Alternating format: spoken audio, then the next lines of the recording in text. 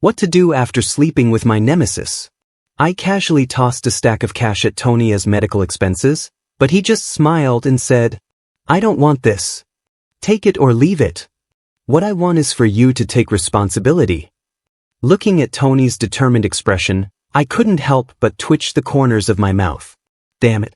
I'm totally screwed this time. The hangover was killing me. I stared at the still sleeping Tony beside me, my Adam's apple involuntarily bobbing. The purplish red marks on his collarbone stood out glaringly in the morning light, a testament to how intense last night must have been. I lifted the blanket on my side and peeked underneath. As expected, I was also completely naked. Shit. If Tony wakes up and realizes he got slept with, he'd probably tear me apart with his bare hands.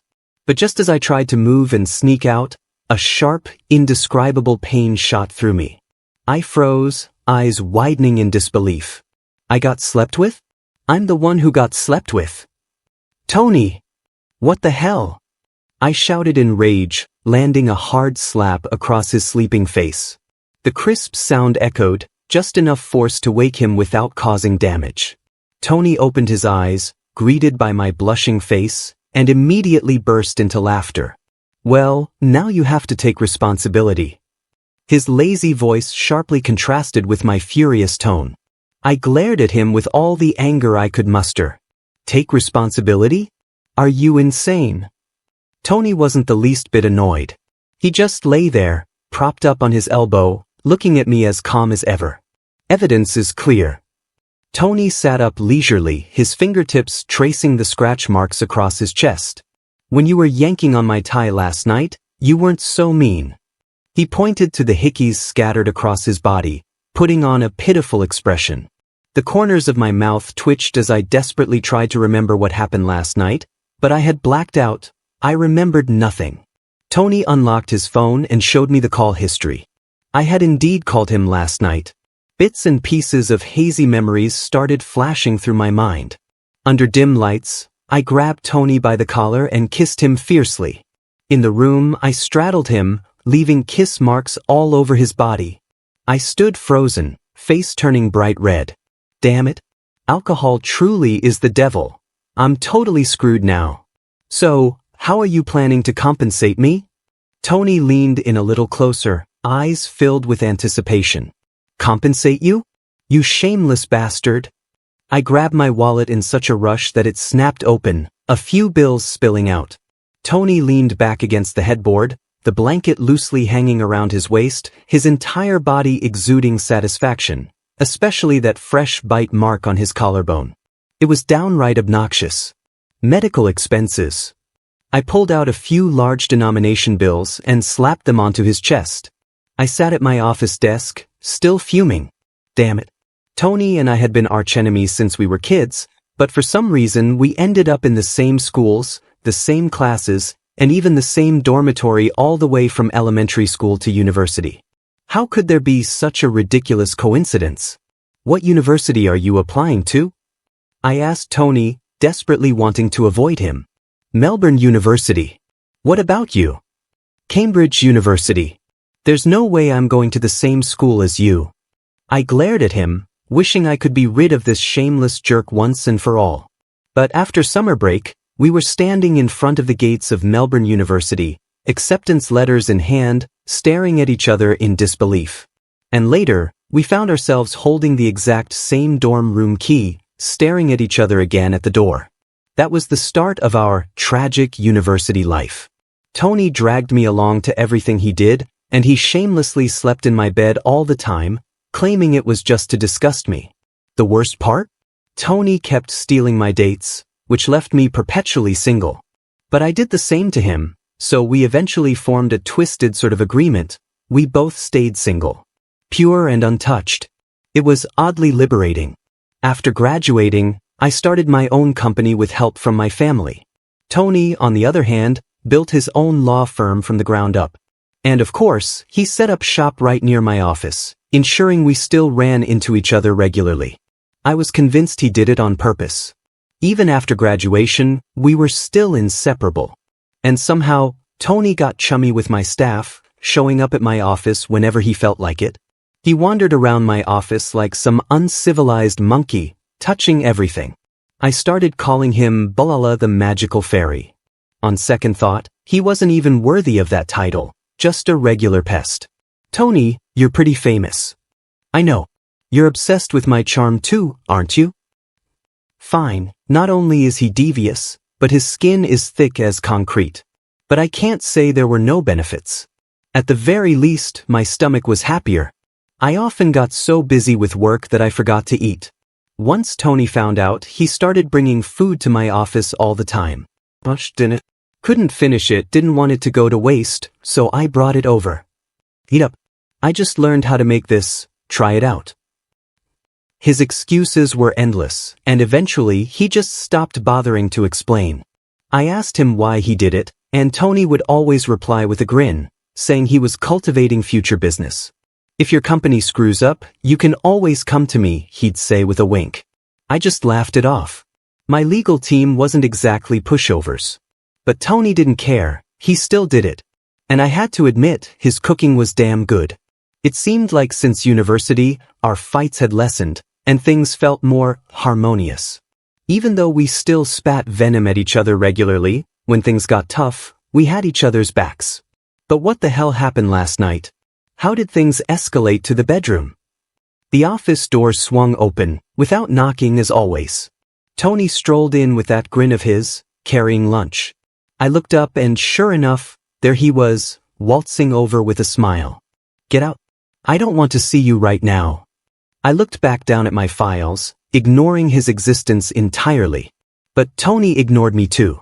He dragged a chair over from my lounge, sat right across from me, yanked my documents away, and placed the food in front of me. Eat first. How are you gonna yell at me if you're not full? Tony started setting up the food, the smell wafting into the room. It looked amazing and I couldn't help but feel hungry. I picked up the chopsticks and started eating. It was delicious, no surprise there, but Tony just kept staring at me. Have you thought about how you're going to compensate me? Big guy. I couldn't help but roll my eyes. How thick-skinned could he get? Without a word, I slammed my palm into his face. His expression twisted up, and I felt instantly refreshed. You're just a scumbag. Pull up your pants and pretend it never happened, huh? I'm still pure. How am I supposed to live the rest of my life like this? Tony's babbling drilled into my ears, and he even reached up to dab at non-existent tears. If you don't take responsibility, I'll go cry to your employees and ruin your reputation. I froze, quickly clamping a hand over his mouth. No way, absolutely not. Alright. What do you want as compensation? Tony's eyes lit up with a sly, fox-like glint. I haven't thought of it yet. Let me think it over. Fine. I gritted my teeth while Tony beamed with satisfaction. The night had settled into a soft haze. I stretched my body, gazing out the window at the view outside, then closed my eyes, intending to rest for just a bit before heading home.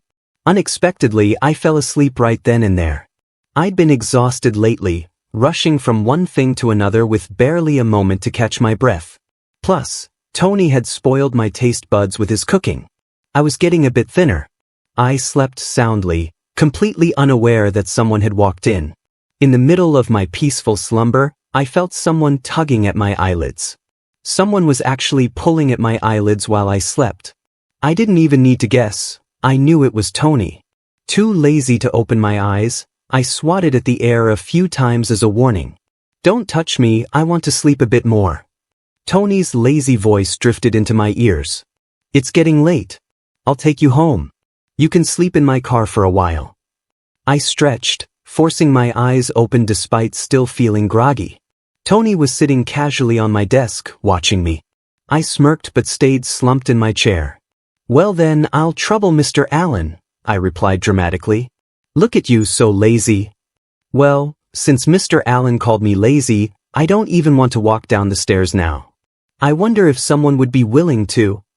I let my voice trail off deliberately, looking at Tony with a mischievous grin. I was just running my mouth. I couldn't help but laugh at the mental image I must have created in Tony's mind. To my surprise, Tony actually turned his back to me, as if preparing to give me a piggyback ride. I froze in my chair. Wait, was he serious? What? Afraid I'll drop you on the ground? Oh hell no.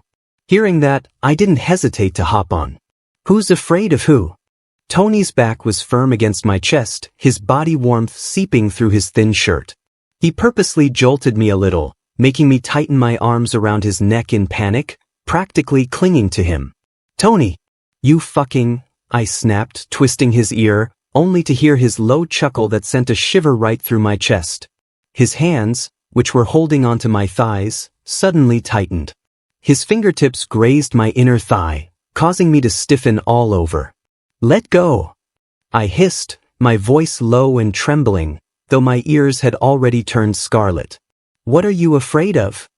He turned his head slightly, his lips almost brushing against my earlobe, his breath warm.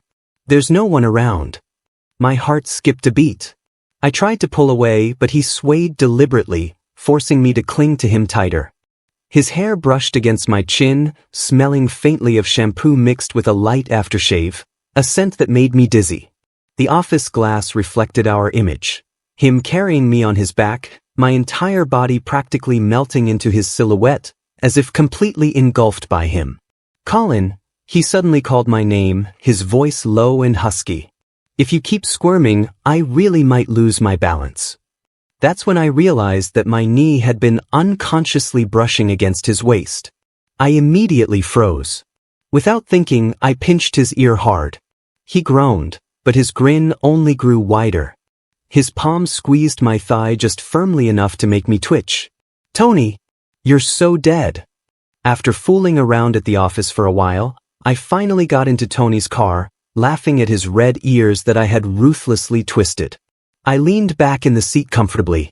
Not having to drive myself was pure bliss. Before long, we arrived at my place. I stepped out of the car with a flourish and shut the door. Aren't you going to invite me up? He called out. Invite you up? Haven't you had enough? I didn't wake up until the afternoon the next day. Stretching out lazily in my bed, I felt incredibly refreshed. That sleep was amazing. I went through my usual morning routine, washing up, showering. I hadn't slept so well in ages. I figured I should thank Tony, so I gave him a call. The usual? Yeah, I haven't had lunch yet. Bring me something. I'm starving. Got it. I went to the restaurant we often frequented, packed up some food, and headed straight for Tony's law firm. When I opened the door to his office, Tony was holding a stack of documents, frowning in concentration. He actually looked pretty serious, if I didn't know him as well as I did. Mr. Allen, busy as always, huh? I teased, walking in and setting the food down on his desk. Tony chuckled, set the files aside, and opened up the food. Same to you. You done with work? I nodded, sprawling out comfortably on his office sofa, throwing my feet up on the coffee table. Yeah, if I wasn't, I wouldn't be here right now. Tony nodded, eating as he listened. Last night? How did you know I didn't go home? I looked at him, puzzled. It was late last night. How did he know? I was working late too. I passed by your office and saw your lights were still on. I nodded, that made sense. Thinking back, it was hard to pinpoint when things between us had changed. We had been rivals for so long, always at each other's throats. But when did Tony start being so considerate? I remembered back in high school, during a sports event, I got hurt. Tony had carried me to the nurse's office, but not without taunting me for being too weak, saying I must have skipped meals. He always scored better than me, and under the guise of helping a classmate, he'd tutor me, pressing me constantly. If I skipped class, my mom found out right away, and I'd be in for a scolding. Tony always brought breakfast that never matched my taste. He'd just toss it at me. I liked to sleep in and never ate breakfast, but he kept feeding me anyway. The worst part? He'd steal my crushes right from under my nose, claiming that dating would distract me from studying. I didn't know why, but lately, Tony's been coming to my office way too often. Before, he'd just bring lunch. Now, he shows up for morning coffee, drops off files in the afternoon, and, conveniently, offers to drive me home at night. I was convinced his law firm must be on the brink of bankruptcy, seeing as he practically lived off my food and drinks. No clients at your firm anymore? I flicked through my documents loudly, my legs propped up on the desk. He sat across from me, spinning my pen in his hand, grinning like a shameless idiot. What case is more interesting than you? Get lost. I tossed a folder at him. He caught it easily and even had the audacity to wink at me. Damn it. Even more annoying than usual. And that wasn't the only thing bothering me. A new intern named Susan had been showing up at my office a lot lately. Today, she even brought me a lunchbox she made herself, blushing as she handed it to me. Mr. Stone, I heard you like spicy food. Before I could even take it, there was a loud crack. Tony had snapped the pen in his hand, ink splattering everywhere. Mr. Allen? Susan jumped in surprise. Tony calmly wiped his hands, still wearing that fake smile. No worries. Cheap pen. But his eyes were so cold, I swear I saw frost. Feeling weirdly guilty, I pushed the lunchbox back. Thanks, but I'm actually allergic to spicy food. Susan looked disappointed and left. Tony immediately sneered. Allergic? Who was begging me to make spicy beef last week? None of your damn business. My ears burned. I'll eat whatever I want. Tony suddenly leaned in, one hand bracing against my chair, voice dropping low. And who do you want to eat from? He was too close. His breath brushed against my ear, and my heart skipped a beat. Before I could stop myself, the words slipped out. Are you fucking jealous? The second I said it, both of us froze. Tony's gaze dropped, his Adam's apple bobbed slightly. When he looked up again, that infuriating smirk was back in place. Yeah. I'm jealous.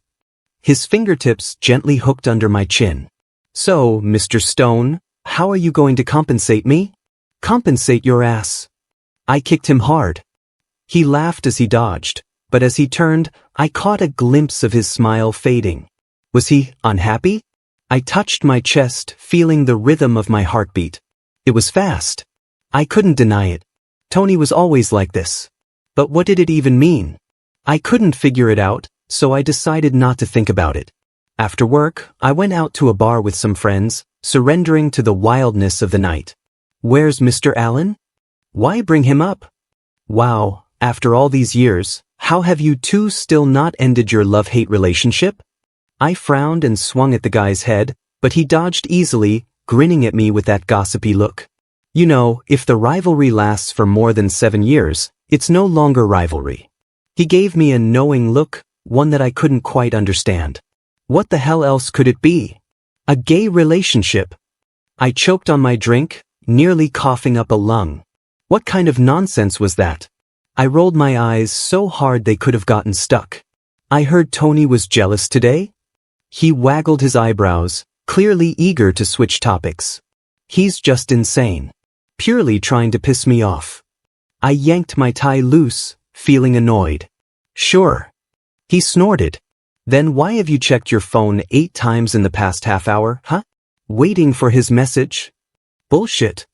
I coughed, instinctively pressing the screen off. But yeah, I was waiting. Waiting for Tony's usual, drink less, text. Or maybe for him to just barge in and drag me home. But my phone was silent as a brick. Damn it, why wasn't he messaging me? It had to be the crappy bar signal. Or maybe my phone was broken. I took a big swig of my drink, my fingers unconsciously brushing over my collarbone. There was still a faint bite mark there from 2 nights ago. Damn, it was dramatic. I gave up thinking about it, downing drink after drink. I let the alcohol warm my veins, swaying to the music, getting lost in the crowd. I didn't even notice when my friend Roy started typing on his phone. I was in the middle of my drunken dancing spree when a pretty girl approached me, eyes shining with excitement. Hey, can I get your number? The refusal was on the tip of my tongue, but then Tony's irritatingly smug face flashed through my mind. He actually didn't send a single text today. A wave of frustration surged up my chest. What the hell, Tony? So, I nodded. I just pulled out my phone, the QR code barely loading, when a large hand snatched it right out of my grip. Sorry, he's not available, a familiar voice said. Tony stood there, smiling pleasantly at the girl, but there was something sharp and dangerous behind that smile. The girl quickly left, sensing the tension. I glared at Tony. What are you doing here? And give me back my phone. Tony handed it back, standing in front of me like a wall, no intention of leaving. If it weren't for you, I could have scored tonight. Who knows, maybe I would have? Before I could finish, Tony yanked me forward and kissed me. My eyes shot wide open, staring at him in disbelief. My taunting words were cut short as Tony's hand wrapped around the back of my head, pulling me in for a rough, searing kiss. This kiss was nothing like before. It was desperate, aggressive, filled with raw possessiveness. His teeth scraped my lips, and I hissed in pain, but he didn't even seem to notice. His tongue forced its way inside, dominating every inch. My first instinct was to push him away, hands pressing against his chest, only to feel the thunderous rhythm of his heartbeat, hard and frantic. What the hell? I was just joking. Why was Tony so mad? Finally, when I was seconds from passing out from lack of air, I shoved him away, gasping for breath. But Tony didn't even flinch. He grabbed me, practically throwing me into the passenger seat of his car. Tony, you bastard! What the hell are you doing? I kept rambling the entire drive, and Tony just stared straight ahead, his expression colder than usual. What was his problem? Was it because I was about to hook up with someone else? Maybe he felt humiliated that I was moving on first. Well, tough luck. I'm just better looking. Clearly, jealousy makes people crazy. When the car finally stopped, I realized we were at Tony's place. He dragged me straight to his room and locked the door. If she can, I can give you a good night too. My eyes went wide as saucers as Tony began unbuttoning his shirt, exposing his smooth shoulders and sculpted muscles. I was just kidding. I didn't mean that. Too late. He pinned my hands above my head with one hand, the other deftly stripping off my shirt. No matter how much I struggled, it was useless. In seconds, my shirt was gone. My face was burning, eyes darting anywhere but him. What? Are you scared? Tony grinned, his hands pausing. There was something mocking in that smile that sparked my competitive streak. Scared? Who's scared of who? I straightened up, ignoring the triumphant grin that spread across his face. If you've got the guts, let me be on top. I straddled him, hands pressing against his chest. It was firmer than I expected. My other hand traced along his cheek, and I leaned down, bringing my lips to his. The kiss was clumsy, unpracticed. Tony didn't rush me, letting me take the lead. I thought you said you were on top? I am on top, aren't I? I weakly pounded on Tony's chest. The next day, I slept straight through to the afternoon. When I woke up, Tony was lying beside me, shirtless, with that satisfied grin stretched across his face. I frowned in disbelief, clenching my fists. Tony, were you born in the year of the dog? Tony just laughed, stretching his arms behind his head. You didn't seem to mind last night. I threw a pillow at him. Get out of my bed. He didn't move, just lay there with that smug grin, hands behind his head, completely at ease. Damn it. How did things end up like this? I glared at Tony with enough intensity to burn a hole through him. I wanted to tear him apart. What kind of bastard are you? Weren't you pretty damn satisfied yesterday too? Teach your skills are trash. You need more practice, I shot back, rolling my eyes at him, visibly annoyed. Then how about we continue tonight? Tony looked at me with that wicked grin, and I punched him right in the arm, my face heating up. In your dreams. Tony didn't even flinch. He just walked out in nothing but his boxers, bare-chested and all. I turned away, too much of an eyesore. I got dressed in the clothes neatly folded at the side of the bed. Surprisingly, they fit perfectly. When I walked out of the room, there he was, shirtless, wearing an apron and humming while cooking in the kitchen. I begrudgingly admitted, it was quite a sight. I plopped down at the table, waiting for food. Soon enough, the dishes were served and damn, they smelled good. Be honest, have you ever considered me? Tony's gaze was dark and unreadable as he looked at me. What the hell? I rolled my eyes so hard it hurt. I never realized you were this shameless. And to think you're a lawyer. Not satisfied, I gave him a good kick under the table. Let's see if he still talks nonsense. Move in with me. I'll cook, do laundry, and I'm good in bed too. I choked. I couldn't even muster a response. If you really can't hold it in, go find someone else outside. I'm a law-abiding citizen. I wouldn't do anything illegal. But if you did, I'd be the first to report you. 10 at night, the bathroom mirror was fogged up with steam. I stared at the reflection. A man with wet hair, a split lip, fresh bite marks on his collarbone, and fading fingerprints along his waist. The worst part? When the water ran over those marks, Tony's stupid face popped into my head. Fuck. I slammed my fist against the tile. The sting in my knuckles brought me back to my senses. Something was off. I didn't know when it started, but Tony had crept into my mind way too much. A bad feeling crept up my spine. On impulse, I grabbed my phone and Googled, "Do straight guys sleep with their friends?" The top result read, "Of course straight guys sleep with their bros. But it has to follow the 3 cardinal rules. 1. Never admit it felt good. 2. Punch each other the next day. 3. Blame it on the alcohol." From some self-proclaimed straight guy expert. What a load of crap. We weren't friends. My mind blanked. I scratched my head in frustration. Everything was a mess, and I didn't even notice my hands were slightly trembling. A message popped up with a picture attached. I opened it and my eyes widened. Tony was standing in the corner of a restaurant, leaning slightly forward. Beside him was some stranger, a guy I didn't recognize, standing way too close.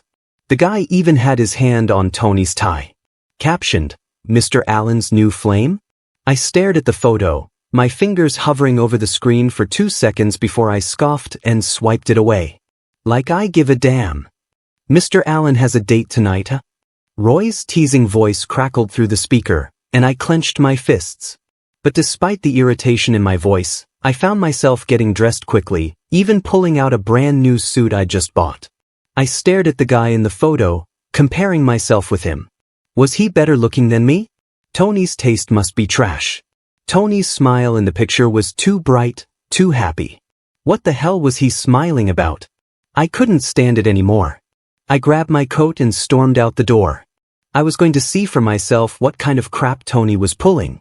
When I shoved open the glass door of the restaurant, Tony and that guy in the suit were leaning in close, way too close. The guy's fingers were practically draped over Tony's tie. Damn it. I marched over, pulled out a chair and sat down, crossing my arms with a cold grin. "Having a nice chat, huh?"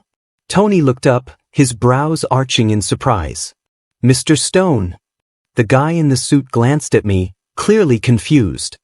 "And you are?" "I'm the debt collector," I said, staring right at Tony. "Here to collect." Tony's mouth twitched like he wanted to laugh but held it back. He slowly pulled out his phone, unlocked the screen, and slid it to the center of the table. Roy's message, photo sent. "Colin is on his way. Good luck." "Me?" Tony propped his chin up with one hand, smiling faintly. "Mind explaining?" I sneered. "Explain what?" "Explain how you're out here having a secret date behind my back." The guy in the suit choked, practically spitting out his drink. "DD date?" Tony sighed, turning to the poor guy. "Mr. Woodvine, you should head back.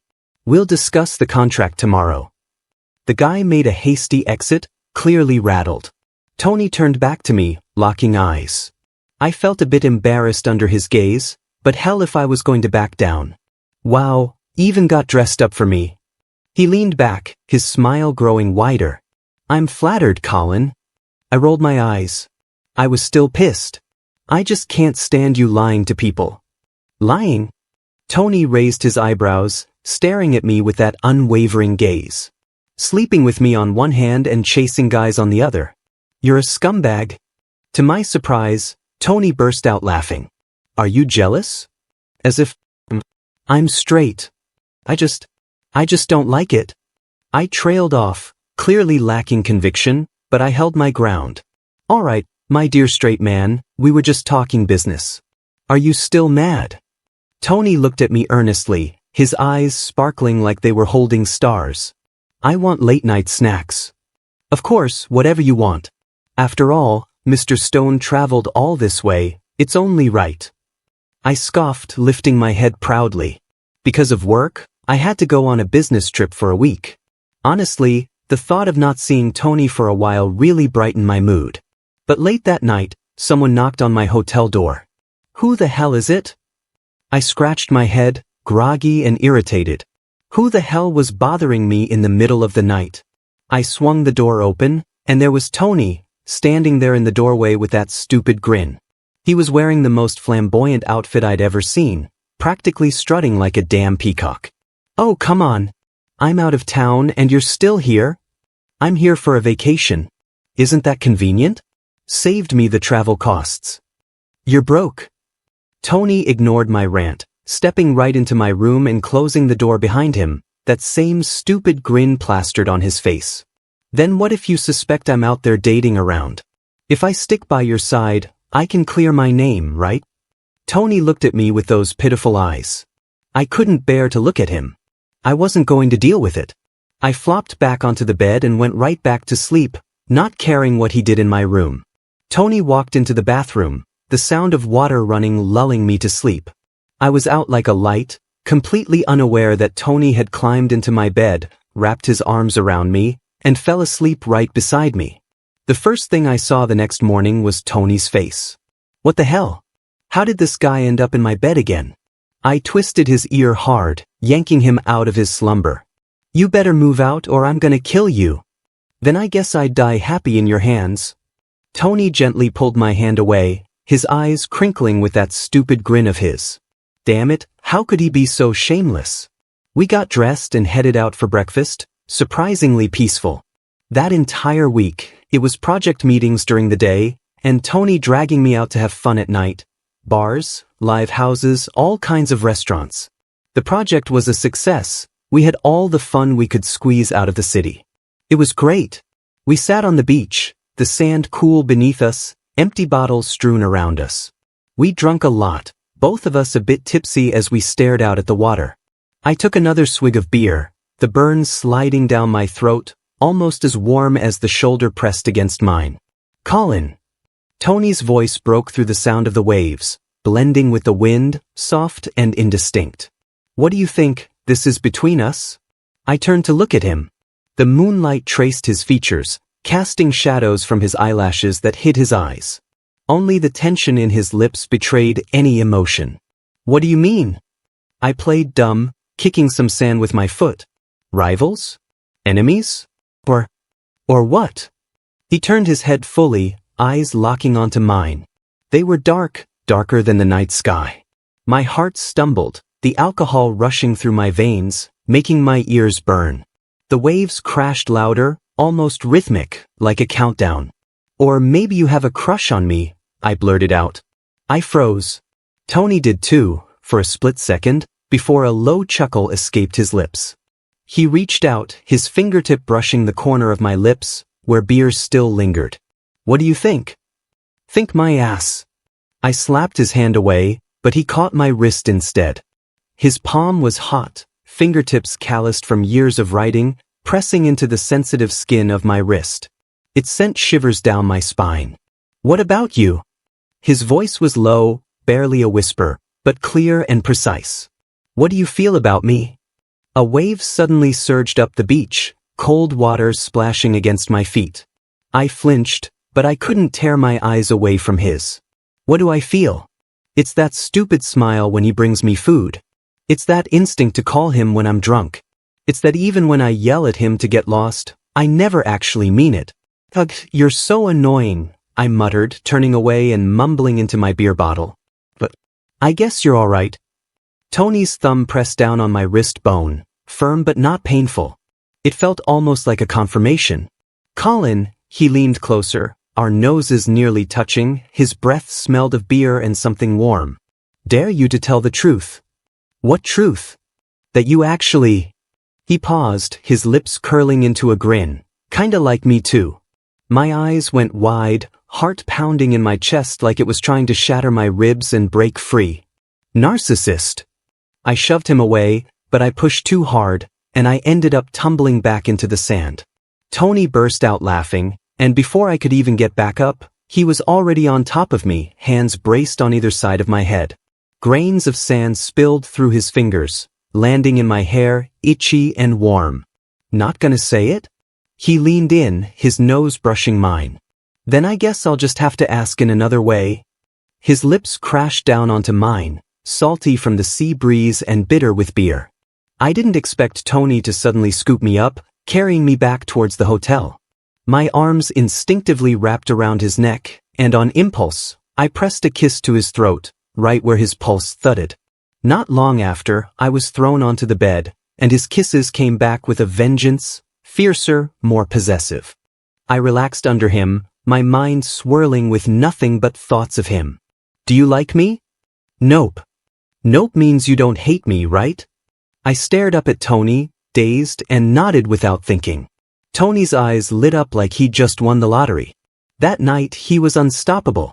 You still owe me a compensation, he whispered against my ear, voice heavy and low. I've known what I wanted for a long time. What do you want? I asked, breathless. I want to stay by your side. Don't leave me. Tony lay on my chest, his voice so soft I almost didn't catch it. But the warmth of his tears dripping onto my skin, scorching hot, burned right into me. Our mingled body heat left the sheets slightly damp, Tony's breath brushing the top of my head, steady and warm. Outside, the wind rustled against the window panes. His arm was still wrapped around my waist, his palm pressed to my back, fingertips unconsciously tracing small circles along my spine, as if to make sure I was real. On the nightstand, condensation clung to the water glass, a single drop of water refracting moonlight into tiny stars, shimmering above the shadows our bodies cast. Good morning.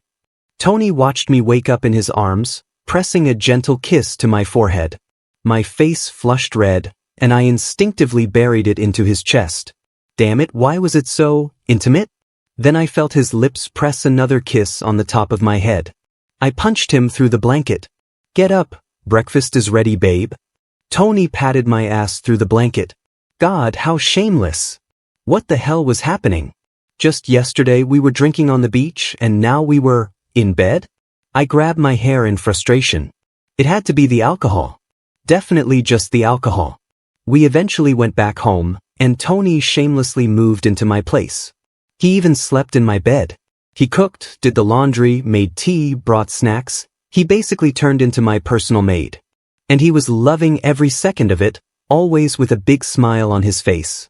So you're here just to be my housemaid now? I asked, watching him tie an apron around his waist in the kitchen. He looked damn good, like the perfect house husband. Yep, I'm happy with that. Tony said it easily, hands busy as he chopped vegetables. I lounged on the couch, eating the fruit he had just sliced. I got up, walked over, and popped a piece of fruit into his mouth. So, am I paying you for this? Tony glanced at me, eyes gleaming with mischief. Maybe a little something as payment? I slapped his shoulder. Tony winced, rubbing the spot, but he kept chopping. Day by day, things fell into place, smoother and easier than I ever imagined. And honestly, Tony wasn't so bad. In fact, living like this forever didn't seem half bad. Who's worried about you? I gritted my teeth, buckling his seatbelt with a bit more force than necessary.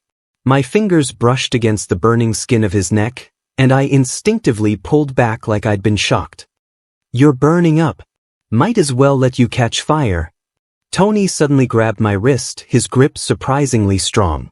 His eyes were half open, lashes damp with sweat, and he stared at me with that dark gaze. Then why did you come to get me? I was speechless. Outside the car window, neon lights flickered, casting fleeting glows across his pale face. His thumb was absently rubbing the bone of my wrist, like he was trying to make sure I was real. Let go, I said, my voice strained.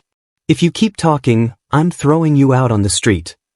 He chuckled softly and finally released my wrist, leaning his head back against the seat, mumbling, stubborn. I slammed on the gas, wishing I could toss him out the window. When we finally got to the hospital, the nurse took his temperature and frowned. 39.8 degrees. Why did you wait so long to come in? I glared at the idiot lying on the bed. Hear that? You brought this on yourself. Tony, eyes red from the fever, still managed to smile at the nurse. Sorry, he has a bit of a temper. Who's yours? I snatched the medical file from the nurse, my ears burning. The nurse just smiled knowingly and handed me some fever medicine. Give him these first. He'll need 4 later. His family members should help with physical cooling. Towels are over there. I'm not. Thank you, Tony cut me off, his voice weak but resolute. His hands squeezed mine tightly. He'll take care of me. I stood there holding a wet towel, staring at his flushed face, feeling an absurd sense of helplessness. I should be mad. I should be yelling at him that he deserved it. But watching him curled up on that tiny hospital bed, lips cracked, breath heavy, I couldn't. The fire in my chest just turned into a dull ache. Raise your arm, I barked gruffly.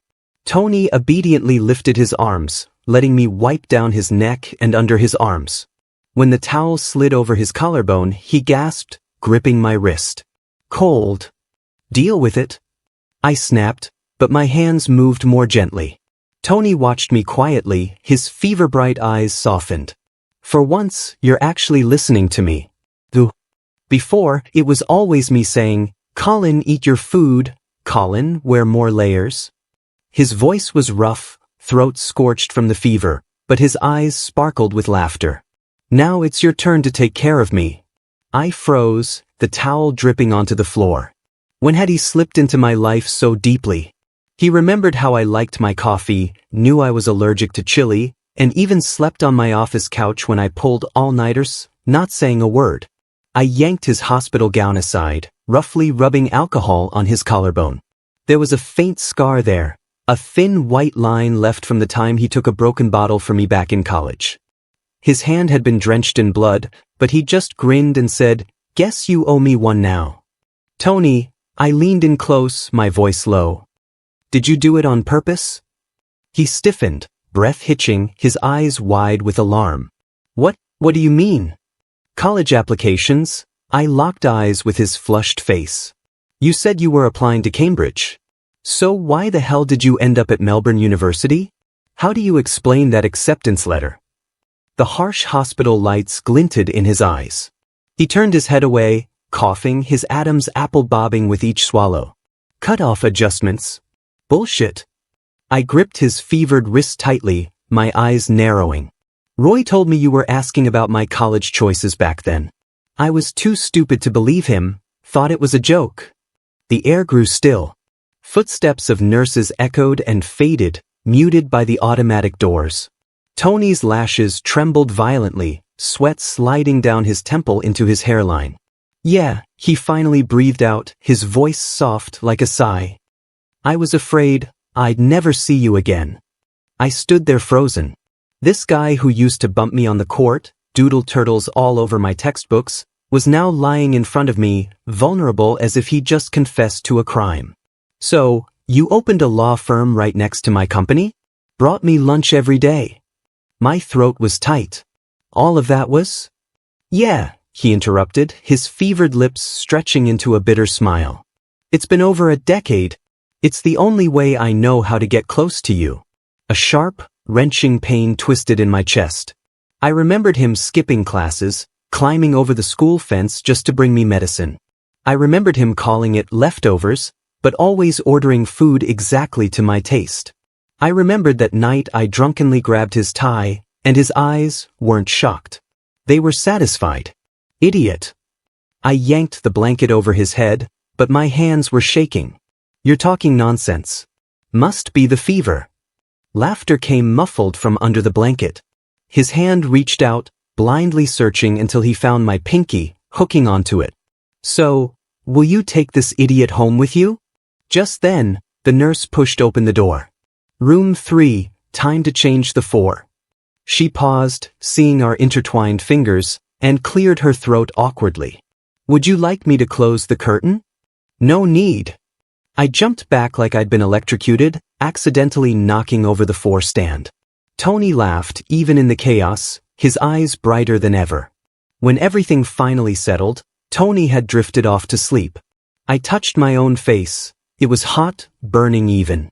My heart felt like it was clutched in someone's hand, squeezing tight. I looked at Tony, thinking about all that nonsense he said. I realized that hand was probably Tony's. Screw it. This so-called straight guy could be whatever the hell he wanted to be. Good night. I pulled the blanket up to Tony's chest and, without thinking, pressed a soft kiss to his forehead. I didn't notice the tiny smile playing on his lips. The next few days, I took care of him. Wow, being sick is kinda nice. I get someone to take care of me, he teased. If you hadn't been acting so pitiful, I wouldn't have bothered, I retorted. How about I take care of you for life, Colin? Let's give it a try. I paused mid-bite, swallowing hard as I met his earnest gaze. Quit joking around. We've been fighting each other for years. You must be kidding. Tony wiped his mouth, got up, and turned my chair to face him. Then let's stop fighting. From now on, you're in charge. Do whatever you want with me. His eyes had a kind of magic, not just surface-level affection, but something deeper, like a hidden current, quiet but fierce. We stared at each other for what felt like forever. My heart thudded, each beat stronger than the last, like it wanted to escape my chest. Memories flooded back.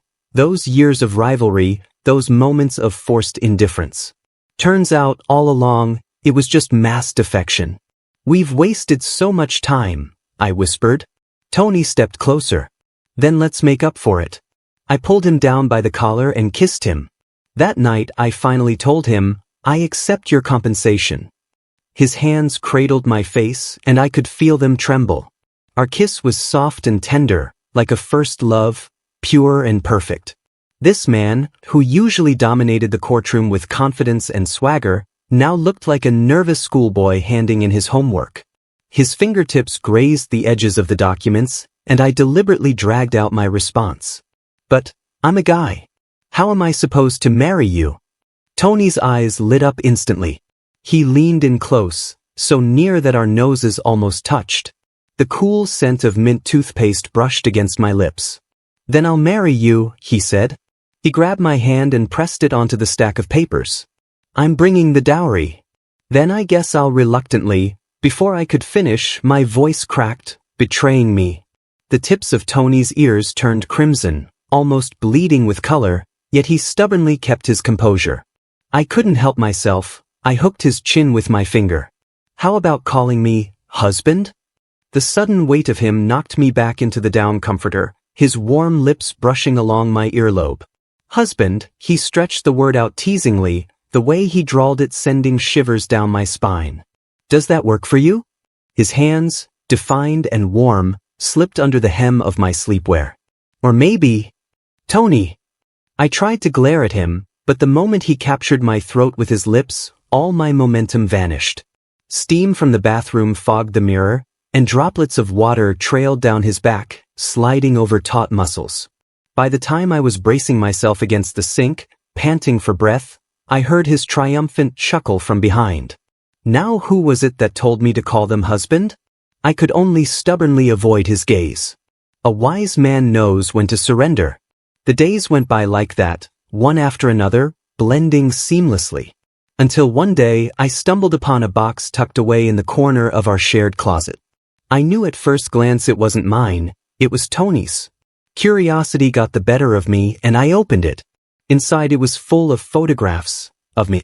From middle school, high school, university, even my first days at work. I picked up one and flipped it over, finding a note scribbled on the back in Tony's handwriting. Colin's first debate competition. He looked so nervous. Colin at the school sports meet. First place. Impressive. Colin's birthday. Happy birthday. Colin at his first internship. He looked so silly. I was stunned. I kept flipping through the photos, my fingers trembling slightly. Each photo had a date and a note scribbled on the back, like little time capsules of his memories of me. Colin starting his own company. So tired. Fell asleep on the couch. My heart ached. Every single photo had something written on it. Something warm. Something kind. An indescribable warmth swelled in my chest, filling it to the brim. It turns out, Tony had started feeling this way for a very long time. How did he hide it all these years?